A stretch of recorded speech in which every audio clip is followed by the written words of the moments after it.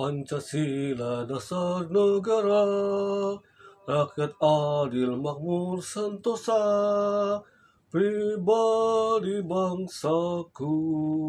Ayo maju, maju, ayo maju, maju, ayo maju, maju. Halo kawan, apa kabar? Salam jumpa dengan saya, Royani. Ngomong-ngomong tentang Pancasila, tentu kalian sudah hafal dong 5 butir Pancasila. Apa aja ayo? Iya. 1. Ketuhanan yang Maha Esa. 2. Kemanusiaan yang adil dan beradab. 3. Persatuan Indonesia. 4. Kerakyatan yang dipimpin oleh hikmat kebijaksanaan dalam permusyawaratan perwakilan.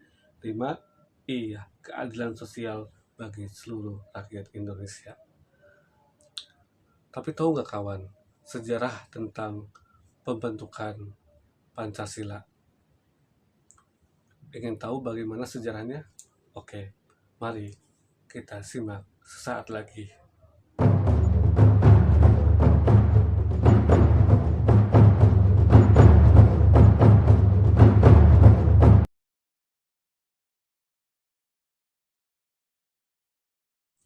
Maret 1945, Kumakichi Harada sebagai perwira tinggi dari Jepang mengumumkan secara resmi pembentukan Badan Penyelidik Usaha-Usaha Kemerdekaan yang disingkat BPUPKI. Dalam bahasa Jepang dikenal dengan nama Dokuritsu Zunbi Chosakai. BPUPKI merupakan alat pendekatan yang digunakan oleh pemerintah Jepang agar mendapatkan dukungan dari Indonesia. Sebagai gantinya, Jepang berjanji akan membantu Indonesia untuk urusan kemerdekaan yang telah direncanakan para pejuang dan nasionalis Indonesia.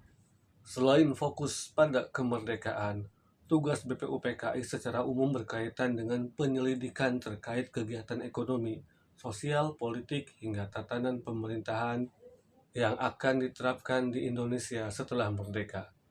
Terdapat 67 orang anggota BPUPKI yang terdiri dari pejuang kemerdekaan Indonesia, termasuk Soekarno dan Muhammad Hatta. Tahukah kawan, di dalam BPUPKI Soekarno memberikan gagasan mengenai dasar negara Indonesia. Sebagai bangsa yang merdeka, Soekarno memahami gagasan dasar negara sebagai hal dasar yang wajib dimiliki oleh negara yang telah merdeka. Adapun sila-sila yang dimaksud Soekarno yang terdiri dari kebangsaan Indonesia, internasionalisme dan peri kemanusiaan, mufakat atau demokrasi, kesejahteraan sosial, dan ketuhanan yang Maha Esa. Namun, ada perdebatan antara berbagai tokoh seperti Muhammad Yamin, Supomo, dan golongan nasionalis Islam terkait Pancasila yang diusulkan Soekarno.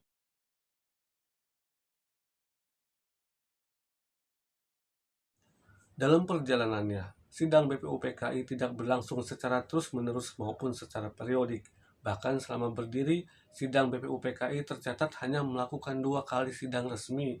Sebelum melanjutkan sidang kedua, BPUPKI mengalami masa rehat dari sidang yang disebut masa reses.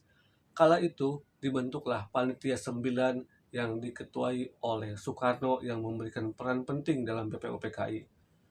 Lalu, apa sih tujuan dari Panitia 9? Nah, Panitia 9 bertujuan untuk membahas lebih lanjut mengenai gagasan dasar negara Republik Indonesia terkait dengan ide Pancasila dari Soekarno. Tidak hanya itu, Panitia 9 juga membahas terkait tujuan dan asas kemerdekaan. Lebih lanjut, rapat Panitia 9 pada tanggal 22 Juni 2025 melahirkan Piagam Jakarta yang disetujui oleh sebagian besar anggota dan dianggap sebagai pengakuan konstitusional terhadap aspirasi mayoritas Islam. Adapun isi Piagam Jakarta adalah sebagai berikut. 1.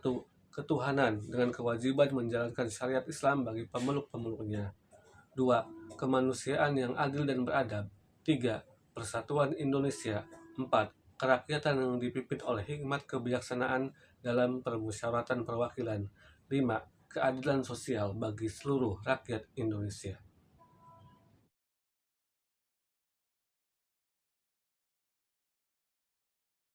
Namun, ada kekhawatiran dari kaum minoritas kelompok Kristen dan lainnya khawatir jika Piagam Jakarta disahkan, maka Indonesia akan terkesan membedakan warga negara berdasarkan agama sehingga timbullah perdebatan.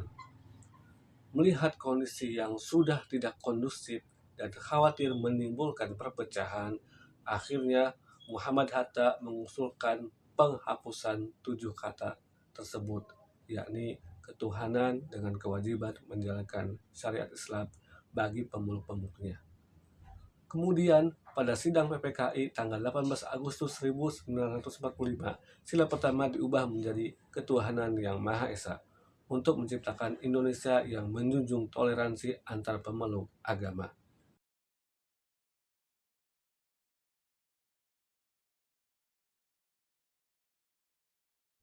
Nah kawan, pelajaran berharga apa yang dapat kita ambil? Dari kisah ini kita bisa mengambil pelajaran. Para tokoh bangsa mengajarkan makna kerakyatan yang dipimpin oleh hikmat kebijaksanaan dalam permusyawaratan perwakilan. Dalam perdebatan merumuskan dasar negara Indonesia, Pancasila dimusyawarahkan dengan menjunjung rasa persatuan bangsa. Selain itu, para tokoh bangsa PUT yang mayoritas beragama Islam mau berlapang dada menghapus 7 kata pertama dari Piagam Jakarta demi menjaga persatuan dan mencegah perpecahan di antara bangsa Indonesia yang berbeda agama. Terima kasih telah menyimak video ini. Semoga bermanfaat. Semoga kita bisa berjumpa di lain kesempatan.